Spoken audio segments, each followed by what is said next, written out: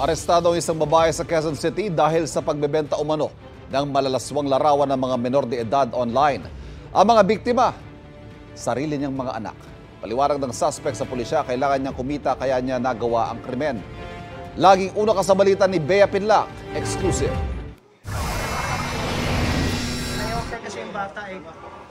Sa munting bahay na ito sa Novaliches, Quezon City, sinagip ng mga otoridad ang tatlong magkakapatid. Dalawang batang lalaki na edad 14 at 4 at isang babaeng 12 taong gulang. Nandun si mama sa baba. Punta natin sa Nilalako umano ng kanilang nanay ang malalaswang litrato ng kanyang mga anak sa mga dayuhan.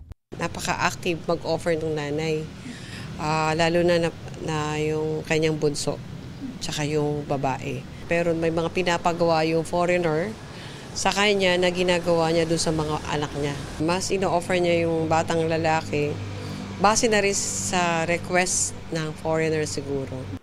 Arestado ang 34 anyos na ina. Ayon sa pulisya, hindi bababa sa 2,000 piso ang singil ng suspect kapalit ng mga sensitibong larawan ng mga bata. Hawak ng DSWD ang tatlong sinagip na anak ng suspect. Nakikita namin na halos yung ating mga victims ay nagiging biktima rin sa ibang mga transaksyon. Minsan nakikita sila na yung mga pictures na ito or images na ito ay kumakalat sa internet at kumbaga na ipapasa-pasa na. Pero hindi ito yung duktong-duktongan o magkakakilala na parang sindikato. Hindi na nagbigay ng pahayag ang suspect sa harap ng kamera.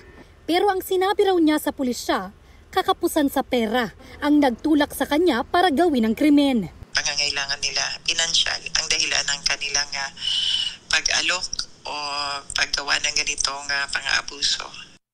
Reklamong trafficking in persons at paglabag sa batas kontra online sexual abuse and exploitation of children, kaugnay ng Cybercrime Prevention Act ang kinakaharap ng suspect.